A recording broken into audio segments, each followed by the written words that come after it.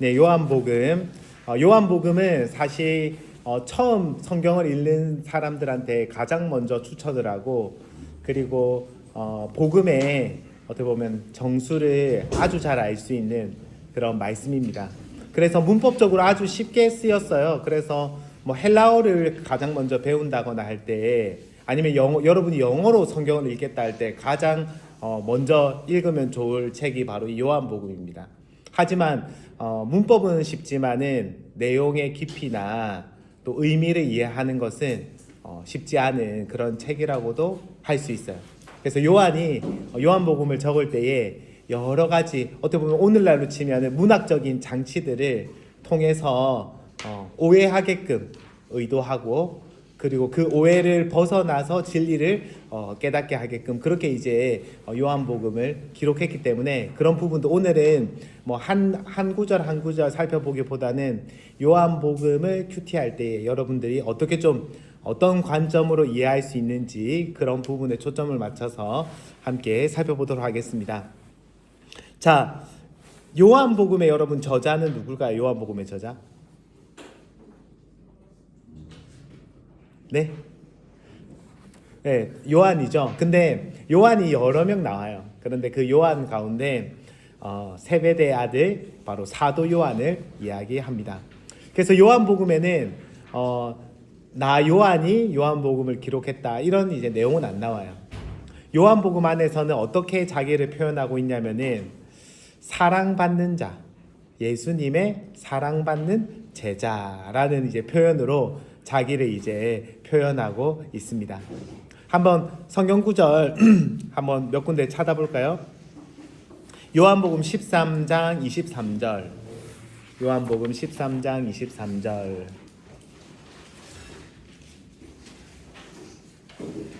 13장 고무형제 한번 제가 몇 군데 한번 찾아봤는데 한번 읽어줄래? 앞에 눈 좋나요? 잘 안 보이네요.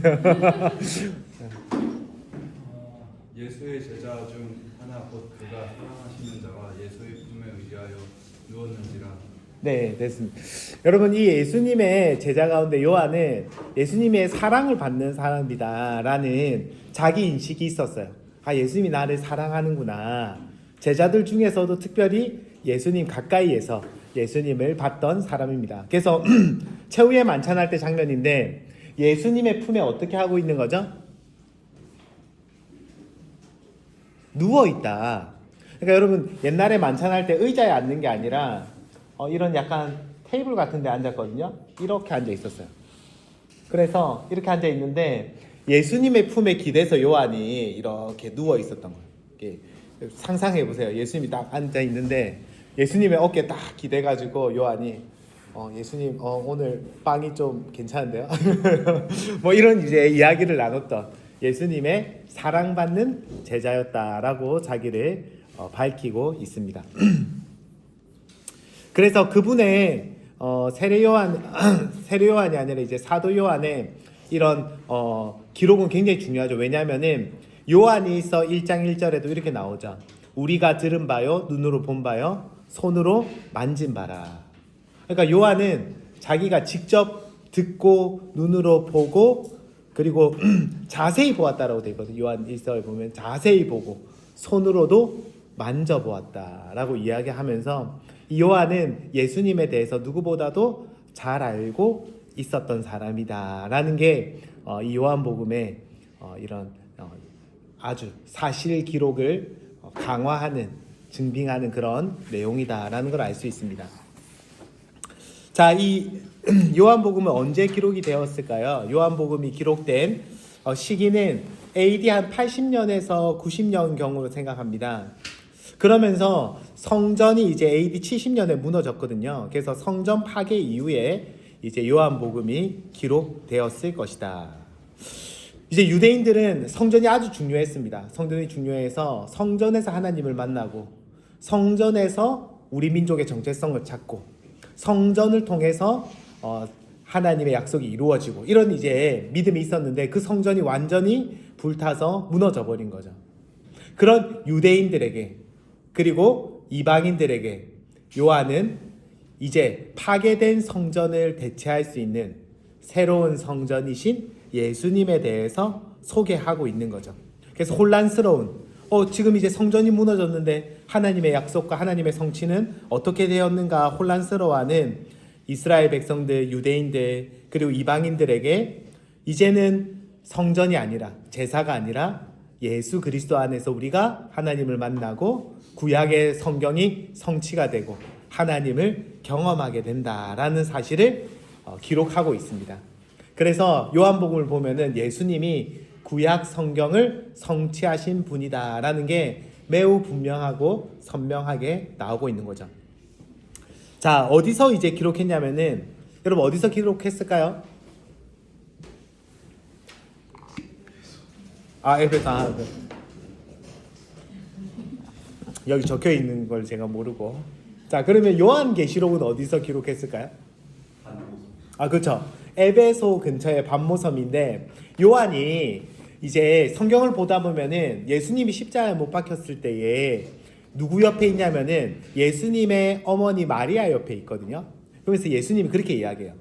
너의 어머니다. 그리고 마리아한테는 이제 너의 아들입니다. 라고 이제 이야기합니다. 요한을.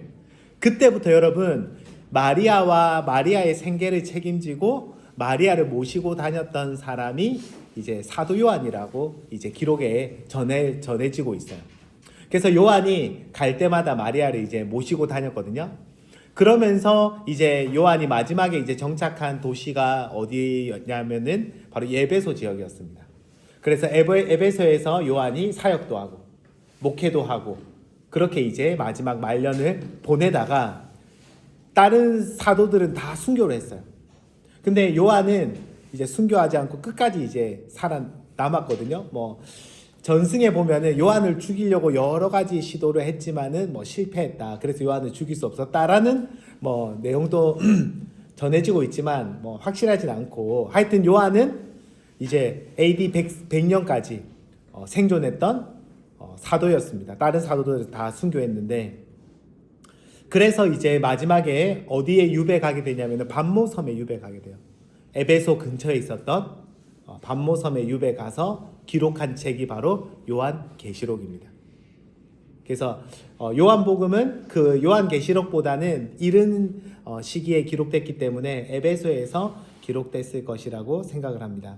그래서 독자들, 이 요한복음을 처음 받았던 독자들은 에베소를 비롯한 그 주변 인근 지역에 있는 유대인과 이방인들을 대상으로 하고 있다. 요한복음은 마태복음이랑 다르게 유대인들을 대상으로만 기록한 책은 아니에요. 그래서 이방인들도 헬라인들도 볼 수 있게끔 기록한 책이 바로 요한복음입니다. 여러분 요한복음 왜 기록했을까요? 기록 목적이 있습니다. 같이 한번 읽어볼까요? 여기 내용이 나와 있는데 시작. 오직 이것을 기록함은 너희로 예수께서 하나님의 아들이심을 믿게 하려 하며 또 너희로 믿고 그 이름을 힘입어 생명을 얻게 하려 함이니라. 요한은 단순히 지식을 전달하는 차원을 넘어서서 믿음을 가지게 하려는 목적으로 요한복음을 기록을 했습니다. 그래서 우리가 요한복음을 이제 내일부터 이제 큐티를 하게 되거든요. 큐티를 할 때 이 성경을 통해서 예수님을 바르게 믿고 바른 신앙 고백을 하는 게 굉장히 중요한 우리가 큐티를 하는 목적입니다. 그러니까 지식을 더 넓히는 차원을 넘어서서 예수님이 어떤 분인지를 바르게 믿고 그리고 그 믿음이 우리에게 뭘 주는 거죠? 생명, 영생을 준다라는 사실을 기억하는 게 매우 중요합니다. 그래서 이 믿음은 단순히 지적인 동의를 넘어서서 예수님을 신뢰하는 것을 포함하는 것, 예수님을 의지하는 것, 예수님과 동행하는 그런 예수님과의 교제를 의미하고 있습니다. 자, 한번 넘겨볼까요? 자, 요한복음 구조가 있는데요. 구조는 도입부와 마지막 이제 결어를 제외하면은 크게 두 가지 막으로 되어 있습니다. 두 가지 막으로 되어 있는데 첫 번째는 표적의 책입니다. 표적의 책. 메시아의 표적. 나타나고 있어요. 그래서 여러 가지 표적이 기록되어 있거든요. 몇 가지 표적이 있냐면은 7가지 표적이 기록되어 있습니다. 그래서 전반부는 표적의 책이에요. 그래서 7가지 표적을 통해서 예수님이 어떤 일을 하셨는지를 보여주고 있습니다. 자, 두 번째는 메시아의 순환. 그리고 요한복음에서는 이 순환을 영광을 받으신다라는 뜻으로 이제 사용하고 있거든요. 그래서 1막은 표적의 책, 2막은 영광의 책이다라고 할 수 있습니다. 그래서 1막은 표적을 중심으로 기록되어 있고 2막은 십자가를 중심으로 기록되고 있다. 그래서 첫 번째 이제 표적의 책은 예수님이 행하신 7가지 표적을 중심으로 기록을 하고 있고, 근데 자기 백성들이 거부를 하죠. 그리고 이 표적의 책에서는 예수님이 이 땅 가운데 성육신하신 그런 부분을 강조해서 보여주고 있습니다. 이 땅 가운데 내려오셨다는 거예요. 말씀이 육신이 되어서 우리 가운데 내려오셨다. 이게 아주 중요한 예수님의 모습을 보여주는 장면이죠. 이 막에서는 내려오신 예수님이 어떻게 되시죠? 십자가에 죽으시는 거죠. 근데 여러분, 요한복음에서는 이 죽으심을 어떻게 표현하고 있냐면 영광을 받으신다라는 표현으로 기록을 하고 있습니다. 그래서 요한복음을 보다 보면 이런 내용이 나오거든요. 예수님께서 영광 받으실 때가 아직 되지 않았으므로 예루살렘으로 향하지 않으셨다. 예를 들면 그런 표현들이 나옵니다. 그래서 영광을 받으신다는 게 굉장히 역설적으로 나와요. 그래서 영광 받으신다는 게 십자가의 죽음을 의미하는 그런 내용으로 기록을 하고 있습니다. 결국 그 예수님의 영광 받으신 십자가를 통해서 예수님께서 진짜 영광 받으시는 그런 모습을 보여주고 있는 거죠. 그래서 요한복음에서 나중에 이제 좀 살펴보겠지만 이런 이제 표현이 많이 나옵니다. 예수님이 들리신다. 모세가 광야에서 뱀을 든 것 같이 인자가 들려야 하겠다. 요한복음 3장에 보면 그런 표현 나오죠. 들린다는 게 뭘까요? 자, 들린다. 그게 모세가 광야에서 뱀을 든 것처럼, 막대기에 나무에 든 것처럼 예수님이 그 뱀처럼 들려야 하겠다라는 것은 십자가를 의미하죠. 근데 동시에 승천을 의미하기도 합니다. 그래서 요한복음에서는 이 한 단어를 이중적인 의미로 사용할 때가 많이 있습니다. 그래서 굉장히 재미난 책입니다. 재미난 책인데 오늘 한번 그 책을 찾아보도록 하겠습니다. 자, 옆에 이제 표적. 그래서 여러분들이 큐티를 할 때 전반부를 읽으실 때는 예수님의 표적을 통해서 예수님이 누구신지에 대해서 초점을 맞춰야 되고, 후반부에서는 그럼 예수님이 무엇을 하러 오셨는지에 좀 초점을 맞춰서 성경을 좀 읽으시면 좋을 것 같아요. 자, 7가지 표적. 자, 다른 공간복음, 여러분 공간복음이라는 거 들어보셨어요? 공간복음? 마태, 마가, 누가 이거 공간복음이라고 하거든요. 여러분 공간복음은 예수님의 그 기적 행하심을 표현할 때에 기적이라고 하거나 기사라고도 이야기합니다. 그런 단어들을 사용해요. 놀라운 일이죠. 그런데 요한복음에서는 기적이라는 단어를 쓰지 않아요. 의도적으로 표적이라는 단어를 씁니다. 그래서 물이 변하여서 포도주로 만든 뭘 행하시죠? 자, 한번 찾아볼까요? 자, 요한복음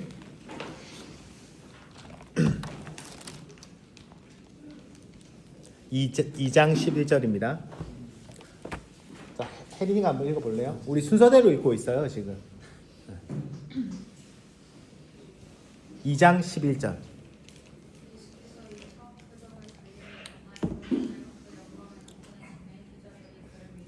네, 여러분 다른 마태, 마가, 누가는 이런 기적들이 나타날 때 예수님이 이런 기적을 행하셨다, 아니면 기사를 행하셨다, 이런 이제 단어를 쓰는데 요한복음은 의도적으로 표적이라는 단어를 쓰고 있습니다. 영어도 달라요. 영어로도 기적은 wonder이에요. wonder. 놀라운 일이에요. 우와, 이런 놀라운 일이 행하시다니. 이런 wonder이라는 단어를 쓰는데 요한복음에서는 표적, 사인이죠. 사인. 이게 좀 의미가 다릅니다. 여기 여러분 이거 AI로 만들었는데 잘 만들었죠? 자, 손가락으로 달을 가리키면서 저것 좀 볼래? 하면은 여러분 뭘 봐야 되죠? 손가락을 봐야 됩니까? 달을 봐야 됩니까? 그쵸, 달을 봐야 되죠. 표적이 그런 의미예요. 표적은 단순히 놀라운 일이 아니에요. 이 손가락을 보고 있으면 안 됩니다. 뭘 봐야 되죠? 달을 봐야 되는 거죠. 그래서 여러분 표적은 뭐냐면은 표적을 통해서 궁극적으로 예수님을 보여주는 게 그 표적의 의미예요. 예수님이 누군지를 보여주는.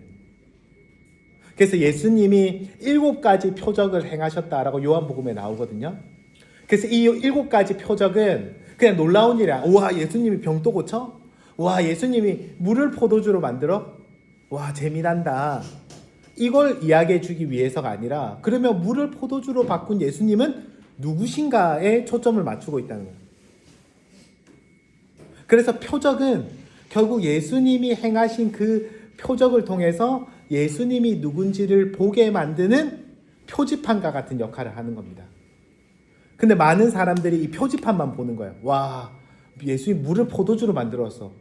와, 예수님 따라다니면 이제 포도주는 양껏 먹을 수 있겠는데. 약간 이런 예수님을 보지 못하고 그냥 표적만 보는 거죠. 그래서 많은 사람들이 그냥 기적만 봅니다.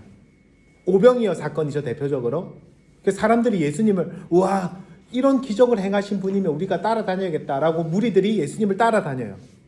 근데 예수님이 책망하는 게 뭐죠? 너희가 기적은 보았지만 뭘 보지 못했다? 표적은 못 봤다. 이해되세요? 오병이어 사건을 통해서 기적은 봤어요. 근데 그걸 통해서 예수님이 누군지를 보여주는 궁극적인 예수님은 보지 못했다는 거죠. 그래서 그 수많은 무리들이 결국 예수님을 떠나게 됩니다. 왜냐하면 표적을 보지 못했기 때문에. 자, 7가지 표적이 나오죠.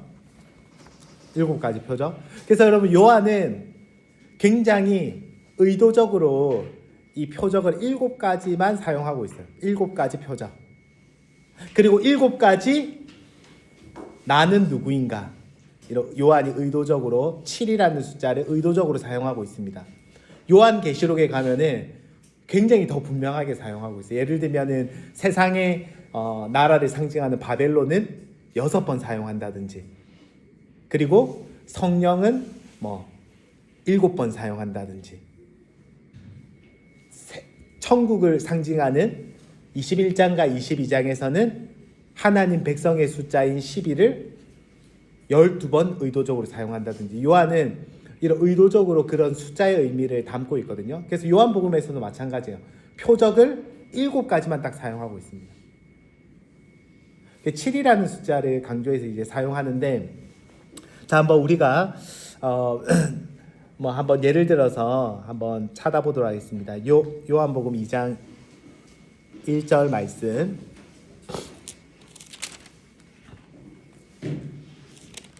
하준이가 한번 읽어볼래요? 쭉 한번 읽어. 2장 1절부터 그만하라 할 때까지 좀 쭉 읽어보시죠. 아니 2장.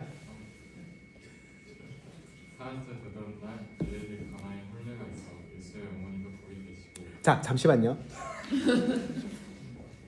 여러분 나중에 한번 계산해 보세요. 요한복음 1장부터 태초에 말씀이 계시니라.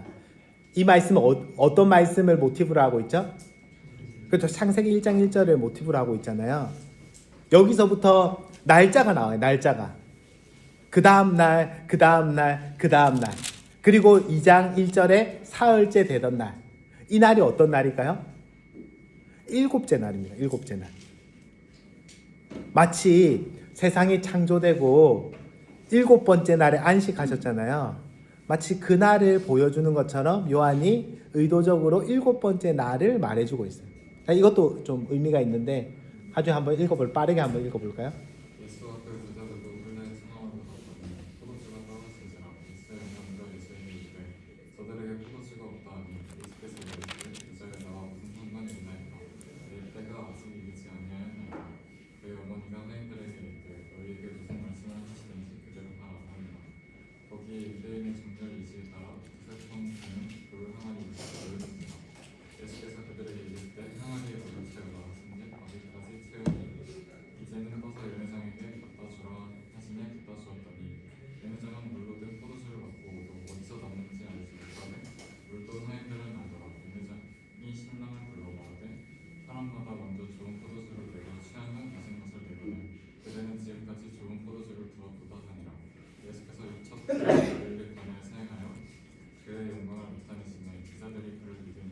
예, 여기 보면은 첫 번째 표적입니다.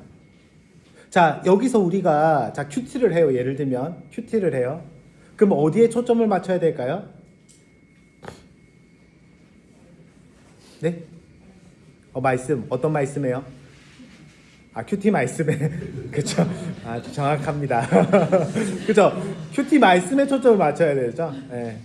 옆에 적용 너무 빨리 보지 말고 큐티 말씀에 초점을 맞춰야 되는데, 자, 우리가 여러분 큐티 할 때 어디에 초점을 맞춰야 되냐면은 예수님이 누군지에 초점을 맞춰야 돼요. 왜냐면은 자, 이 표적을 행한 다음에 제자들의 반응이 뭐냐면은 놀랐다는 게 아니에요. 자, 한번 보세요. 11절에 이 첫 표적을 갈릴리 가나에서 행하여 그의 영광을 나타내심에, 제자들이 놀랐다가 아니라 그를 어떻게 된 거죠? 믿었다는 거예요. 믿었다. 여러분, 이 표적은 예수님이 누군지를 보여주고 제자들을 믿게 만든 표적입니다. 어떤 영광을 나타내신 거죠? 시각에서 생각하면 그 앞에 보면은 우리가 그의 영광을 보니 아버지의 독생자의 영광이요. 여기서 예수님이 물을 포도주로 만들어서 드러내신 영광은 예수님이 메시아라는 하나님의 아들이시라는 영광을 드러내신 거예요. 자, 이걸 어떻게 알 수 있냐면 우리가 이 큐티 하면서 대부분 많이 이제 적용하는 게 어떤 거 적용하냐면은, 그래, 순종을 해야 돼. 물 항아리를 그 큰 거를 갖다 놓으라 하잖아요. 5개를.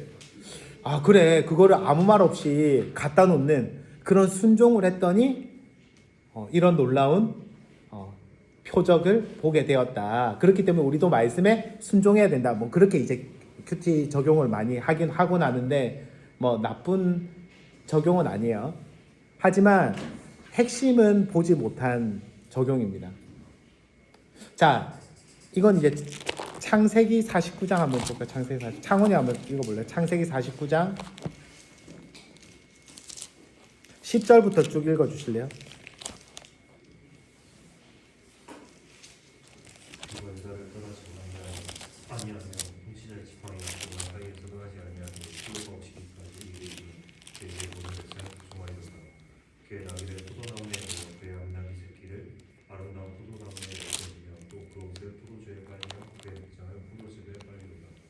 그의 눈은 포도주로 인하여 붉겠고 그의 이는 우유로 말미암아 이리로다. 네, 됐습니다. 네. 뭐죠 이거? 알코올 중독인가요? 술이 눈으로 포도주 마셔가지고 눈이 빨갛고, 이게 뭘 의미하냐면은 유다 지파에서 나실 메시아가 오시게 될 때에 그 백성들은 포도주가 주는 기쁨과 풍요로움을 누리게 될 것을 예언하고 있는 말씀이에요. 자, 이 창세기 49장의 예언이, 자, 한번 상현이 이사야 25장 6절 한번 읽어보세요. 이사야 25장 6절. 현서는 아모스 9장 13절. 영현이는 요에서 3장 18절. 거기 다 적혀 있어요. 자, 한번 이사야 25장 6절.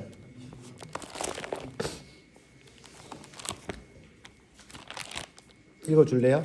만군의 여호와께서 이 산에서 당신을 위하여 이 것과 오래 기장하였던 포도주 연회를 보시리니.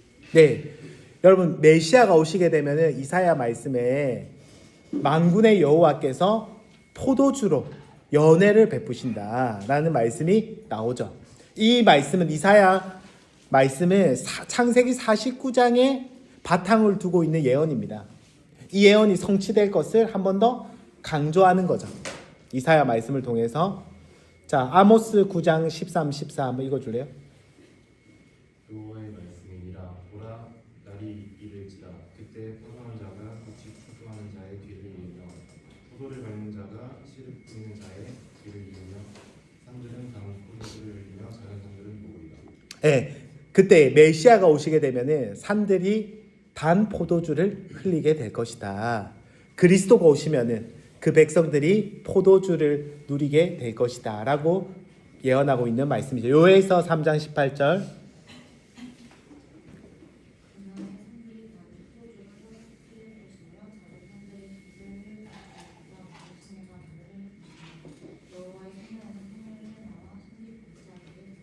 네, 그날이 되면은 메시아가 오시게 되면은 포도주가 흘러 넘치게 될 것을 말하고 있는 말씀이 여러분 창세기 49장에 그 뿌리를 두고 있는 말씀이 예언서를 통해서 반복해서 기록되고 있어요.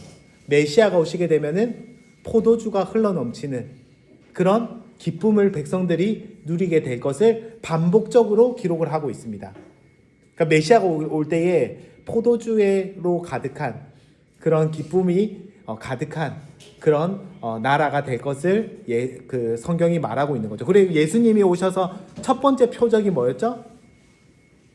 물이 변해서 포도주를 만든 거예요. 이건 단순히 예수님은 화학과 다니는 친구 있습니까? 이거 물 분자가 포도주 분자로 바꿀 수 있는 그야말로 엄청난 능력을 가지신 분이다라는 게 아니라 예수님은 그걸 얘기하고 있는 거예요. 내가 바로 구약에 예언된 그 포도주로 백성들을 기쁘게 할 바로 그 메시아다라는 것을 이야기하고 있는 말씀인 거예요. 그래서 제자들이 이 표적을 보고 예수님을 믿은 겁니다. 이분이야말로 우리에게 참된 기쁨을 주실 메시아구나라는 사실을 믿은 거죠. 자, 그래서 첫 번째 표적, 물을 포도주로 만든 이 표적은 예수님이 바로 우리에게 기쁨을 주실 메시아로 오셨다라는 것을 말해주는 표적입니다. 나머지 표적들도 다 이렇게 이제 해석을 해야 돼요. 두 번째 이제 성전 청결 사건, 이거는 이제 기적은 아닌데 너가 표적을 보여봐라 라고 이야기하면서 나오는 사건이죠. 여기서도 마찬가지입니다. 에덴으로부터 시작해서 성막과 성전으로 이어지는 그 성전이 바로 나를 가리키는 것이다. 이 성전을 헐어라. 내가 3일 만에 다시 짓겠다. 여러분 성전 리모델링이 46년 동안 했는데 안 끝났거든요. 어마어마한 리모델링 공사였습니다. 높이가 아파트 한 13층인가? 거의 엄청난 높이에요. 여러분 고대 2000년 전에 그 정도 엄청나게 리모델링을 했거든요. 그래서 그 성전을 볼 때 사람들이 와, 이런 어마어마한 규모의 성전을 보면서 감탄을 했거든요. 근데 새파란 30세밖에 되지 않은, 여기 30세 누가 있죠? 네? 장교? 하은이 지금 또 어리잖아요. 여기. 근데 향상교회를 허물어라. 내가 3일 만에 짓겠다 하면은 뭐 가진 것도 없으면서 예를 들면 뭐 그렇게 비웃을 거 아닙니까? 예수님이 그런 거죠. 이 성전을 헐어라. 46년 동안 리모델링 했는데 현대 기술로도 3일 만에 못 짓잖아요. 근데 내가 다시 짓겠다. 이건 예수님이 앞으로 나타날 자기가 성전됨을 보여주는 표적이죠. 왕의 신하의 아들을 치유하는 표적. 이것도 표적입니다. 이사야 35장 5절부터 6절, 61장 1절 같은 말씀을 보면은 메시아가 오실 때에 병든 자를, 가난한 자들을 치유하고 회복시키는 말씀이 나오죠. 그래서 예수님이 바로 그 표적으로 내가 왔다라는 걸 말해주는 거예요. 찾아보진 않을게요. 자, 못 걷는 자를 치유하는 것도 마찬가지입니다. 자, 못 걷는 자를 치유하시죠. 자, 한번 여긴 찾아볼까요? 요한복음 5장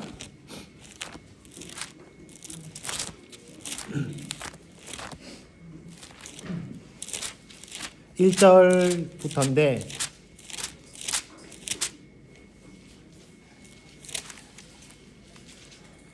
자, 인우가 한번 17절 한번 읽어보시죠. 17절부터 18절 5장. 네. 자, 예수님이 병을 고쳤어요. 병 고치는 건 좋아. 근데 무슨 날 고쳤죠? 안식일 날 고친 거야. 안식일 날. 감히 안식일에 병을 고친 거예요. 그래서 사람들이 너 왜 안식일 날 병을 고쳐? 월요일 날 고치면 안 돼?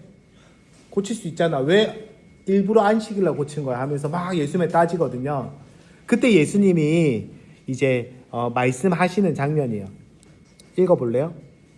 예수께서 그들에게 이르시되 내 아버지께서 이제까지 일하시니 나도 일한다 하시매 유대인들이 이로 말미암아 더욱 예수를 죽이고자 하니 이는 안식일을 범할 뿐만 아니라 하나님을 자기의 친아버지라 하여 자기를 하나님과 동등으로 삼으심이니라. 예, 여러분 예수님이 안식일을 고쳤어요. 안식일의 주인이 누구죠? 하나님이잖아요. 그러면서 내 아버지가 일하니까 나도 일한다라고 이야기하면서 하나님을 자기 아버지라고 이야기하시고 자기가 안식일의 주인으로 이야기를 합니다. 그러면서 이 표적은 이 사건은 단순히 예수님이 병 고치는 걸 넘어서서 자신이 구약의 안식일의 주인이신 하나님과 동등된 권세를 가지신 분임을 말해주고 있는 사건인 거죠. 자, 오병이어도 여러분 5번째 이제 표적이죠. 구약에서 누가 이스라엘 백성들에게 참된 양식을 주셨죠? 광야에서 만나를 내리잖아요. 누가 줬죠? 그 만나를? 하나님이 줬잖아요. 이제는 내가 준다는 거예요. 내가 누구처럼? 내가 하나님으로서 내 백성을 먹인다라는 게 이 오병이어 사건입니다. 예수님은 이스라엘을 백성들을 먹인 모세와 엘리사 그 이상의 존재다라는 것을 보여주는 거죠. 내가 이제는 너희를 먹이겠다. 구약에서는 하나님이 만나를 통해서 너희를 먹였지만 이제는 내가 내 살을 통해서 너희를 먹이겠다. 내가 바로 그 만나다라고 이야기를 한 거죠. 맹인을 치유한 사건도 마찬가지입니다. 맹인을 보게 하시고 이 땅에 빛을 비추시는 메시아로서 예수님이 자신을 드러내신 거죠. 계속 제가 강조하는 게 뭐냐면은 단순히 예수님이 맹인을 보게 만들었다는 게 아니에요. 그 맹인을 보게 만든 그 사건은 구약에서 다 메시아를 가리키고 있는 사건이었다. 그렇기 때문에 우리가 이 표적을 통해서 누구를 봐야 됩니까? 메시아를 볼 수 있어야 돼요. 예수님은 눈먼 자를 보게 만들고 보지 못하는 자들을 보게 만들고 그런 빛으로 오신 분이시구나. 근데 아이러니한 건 뭐냐면은 못 보는 자는 보게 됩니다. 근데 보는 자들은 어떻게 되죠? 예수님을 보지 못해요.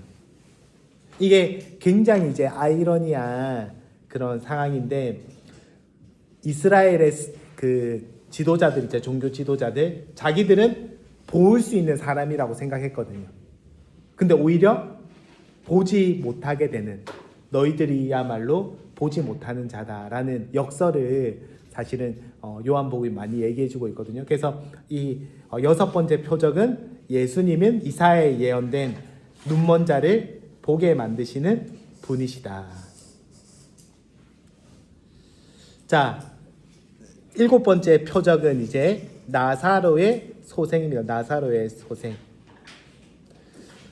여러분 구약에서 죽은 자를 살리는 능력은 누구에게만 속한 거죠? 하나님에게만 속한 능력입니다. 죽은 자를 살리는 것, 생명을 주시는 분. 근데 누가 그 일을 행하시죠? 예수님이 나사로를 살리심으로 하나님의 권능이 바로 그 예수께 있다라는 사실을 보여주신 거죠.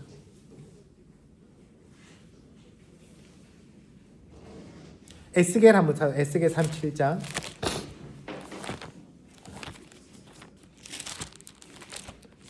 자, 민우가 한번 읽어볼래요? 37절. 네.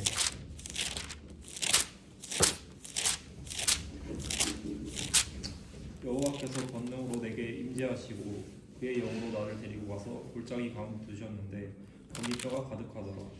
나를 그 뼈 사방으로 지나가게 하시기로본즉 그 골짜기 지면에 뼈가 심이 많고 아주 말랐더라.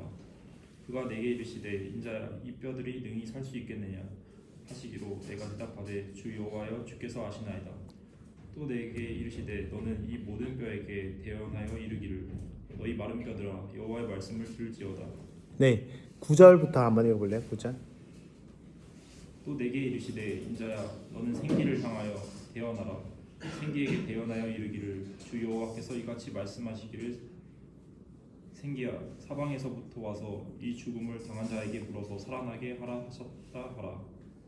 이에 내가 그 명령대로 대언하였더니 생기가 그들에게 들어가매 그들이 곧 살아나서 일어나 섰는데 극히 큰 데더라. 네, 여기 보면은 구약의 에스겔은 사실 요한복음에서 사실 굉장히 많이 나오는 인용되는 본문이긴 한데요. 이 에스겔에 나오는 메마른 뼈들이 하나님의 말씀으로 살아나게 되잖아요.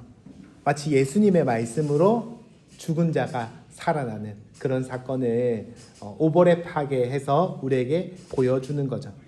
그래서 예수님이 죽은 자를 살리시고 그런 죽은 자를 살리신 부활의 능력이 있으신 분임을 마지막으로 이제 결정적으로 보여주는 사건이죠. 그리고 이 나사로의 소생 사건은 결국 뭘 보여주는 거죠? 예수님 자신의 부활을 보여주는 겁니다. 여러분, 나사로의 이 죽었다가 살아난 거를 부활일까요, 아닐까요? 나사로 죽었다가 살아나잖아요. 부활일까요, 아닐까요?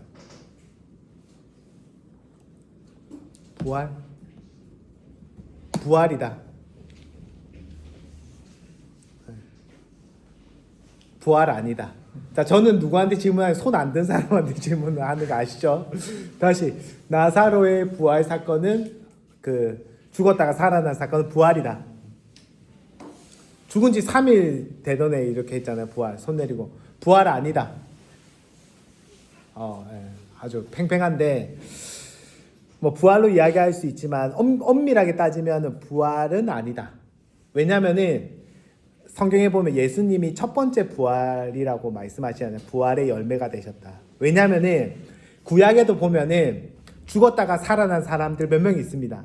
뭐 엘리야가 뭐 엘리사나 그런 이제 죽었다가 이제 사람을 살리기도 하죠. 자, 그런데 엄밀하게 이야기해서 부활은 아니에요. 왜냐하면 그 사람 다시 죽으니까. 그래서 소생이라는 단어를 쓴 소생. 잠시 잃었던 생명을 다시 잠시 찾은 거죠. 하지만 영원한 생명이 그 사람 안에 들어간 게 아니에요. 그래서 요한복음에서 그리고 성경에서는 그걸 좀 구분합니다. 그래서 성경에서 말할 때 부활은 그냥 죽었던 사람이 다시 그냥 생명을 찾는 걸 부활이라고 얘기하지 않아요. 성경에서 말하는 부활은 영원한 생명이 그 사람 안에 들어와서 새 사람이 되는 겁니다. 더 이상 죄와 죽음이 그 사람을 삼킬 수 없는 존재가 되는 게 부활이에요. 그래서 이 부활의 몸은 지금 우리가 가진 몸이랑 좀 다르죠. 약간 좀 달라질 것 같아요. 왜냐하면 제자들이 예수님을 봤을 때 바로 알아보나요? 못 알아보나요? 못 알아보잖아요. 그렇죠? 엠마오로 갈 때 그 제자들이 예수님 바로 못 알아보잖아요. 나중에 깨닫게 되거든요. 그리고 예수님이 이제 다닐 때 문도 통과하는 거야. 문도 통과하죠. 그냥 쑥 들어가. 문도 통과하고. 예배 늦으면 이제 바로 여기로 통과하고. 이제 그게 이제 부활의 몸은 지금 우리가 가진 물리적인 법칙에 약간 이제 제한받지 않는 그런 몸일 수 있죠. 근데 그건 또 실제 몸이긴 해요. 그래서 예수님이 뭘 먹죠? 제자들이 저 홀로그램 아닌가? 뭐 그렇게 생각한 거야. 홀로그램 아닌가? 요즘으로 치면은. 그래서 예수님이 직접 뭘 시연하시죠? 그렇죠. 먹방. 자기가 이제 홀로그램이 아니라는 것을 이제 떡을 먹으면서 내가 실제로 이렇게 먹고 있지 하면서 이제 홀로그램이 아니라는 것을 증명하시죠. 이건 굉장히 중요한 겁니다. 왜냐면은 초대교회 당시에 이단들이 그런 걸 주장했죠. 홀로그램 아니냐. 예수님은 홀로그램으로 이 땅에 오신 거다. 그렇죠. 홀로그램이 있었어요. 대표적으로 이제 가연설이라고 하는데 예수님이 이 땅, 왜냐면은 당시 헬라인들은 이원론적인 사고를 가지고 있었기 때문에 육체는 악하다라고 생각해요. 육체는 악하다. 근데 예수님이 하나님의 아들이 이 악한 인간의 몸을 입고 이 땅에 오신 걸 이해할 수 없는 거예요. 받아들일 수 없는 거예요. 그게 이데아 세계에 있죠. 이데아 세계. 그래서 신은 이데아 세계에 있고 육체로 이 땅이 악한 세상에, 그래서 육체는 영혼을 가두는 감옥이다라고 여러분 철학 시간에 윤리 시간에 배웠을 텐데 다 까먹겠지만 그게 이데아의 세상이죠. 그래서 헬라인들은 그 이원론적인 이제 세계관을 가지고 있었거든요. 근데 예수님이 성경을 보니까 하나님의 아들이, 그것도 가장 지극히 유일한 하나님의 아들이 인간의 몸을 입고 왔다. 이거 받아들일 수 없는 거야. 그래서 당시 이단들이 주장했던 게 가현선입니다. 홀로그램으로 오신 거다. 그 요즘 연으로 진짜 그거예요. 홀로그램으로 오신 거다. 실제로 이 땅에 오신 게 아니라 그냥 그렇게 보였다는 거예요. 그래서 십자가에서도 진짜 죽지 않았다. 홀로그램으로. 진짜 그렇게 믿었습니다. 홀로그램으로 죽었다. 그래서 요한 1서에 요한이 뭐라고 이야기한 거죠? 내가 실제로 만져도 보았다. 보고 자세히 보고 그 음성을 듣고 만져도 보았다. 그러니까 뭐라는 거예요? 홀로그램이 아니었다는 거예요. 아니었다. 네. 그래서 무슨 얘기하다가 홀로그램까지 왔죠? 하여튼 예수님은 실제로 이 땅에 오셨고 부활의 몸은 지금 우리가 가진 몸이랑은 좀 다릅니다. 그래서 실제로 빵을 먹을 수도 있어요. 여러분 그런 상상해 봤습니까? 천국에 가면은 밥을 먹을까? 상상해 본 적 있어요? 운동을 할까? 여러분 뭐 야구 같은 거 천국에 가면 할까요? 네? 어때? 그런 상상도 안 해봤어요? 그냥 천국에 가서 예배만 드리고 영원히 예배 드릴 것으로 상상하나요? 네, 예배를 좋아하니까. 네. 저는 이제 가끔 그런 상상하거든요. 근데 천국에는 음식이 있을 가능성이 크다. 거기는 음악도 있다. 악기들도. 찬양팀도 있다. 5인 찬양팀이 천국에서도 유지될 가능성이 이미 늦었어. 이미 늦었어요. 떠나기엔 너무 늦었어. 이미 나중에 이제 천국 이제 찬양할 때 한 번씩 이제 찬양해야 될 수도 있다. 그리고 음식도 있을 가능성이 있습니다. 음식도 있고 문화. 그거는 이제 제가 그냥 얘기하는 게 아니라 사실 개혁주의 신학에 굉장히 중요하게 이야기하는 거예요. 그래서 에덴에서 시작해서 뭘로 끝나죠? 성경 앞에 2장과 뒤에 2장에만 죄가 없잖아요. 그래서 에덴으로 시작해서 시티로 끝납니다. 시티. 그래서 동산은 문화가 없는 곳이 동산이잖아요. 근데 시티는 문화로 가득한 곳이죠. 그래서 천국은 문화로 우리가 이 땅에서 세운 문화도 있을 것이다 라고 신학자들이 이야기하죠.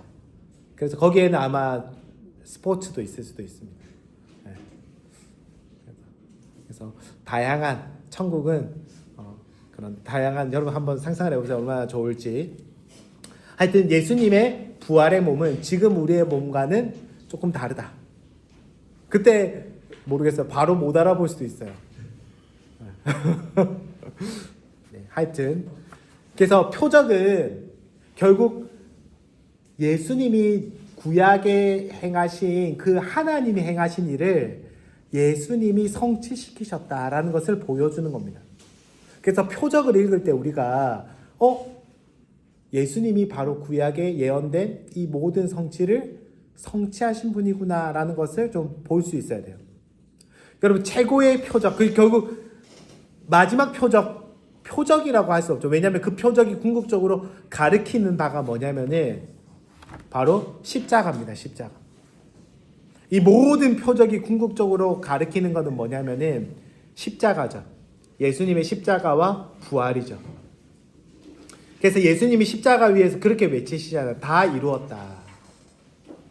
창조의 완성이자 그리고 구원의 완성을 선포하신 것이라고 할 수 있습니다. 그래서 사실 표적에 넣을까 말까 신학자들 사이에서도 논쟁이 많은데 표적으로 넣지 않는 이유는 이건 표적이 아니기 때문에 그래요. 모든 표적이 궁극적으로 가리키는 궁극적인 실체가 뭐냐라고 했을 때 바로 그게 십자가다. 하나님의 구원과 하나님의 새로운 창조가 완성되는, 성취되는 그 사건이라는 거죠. 십자가. 자,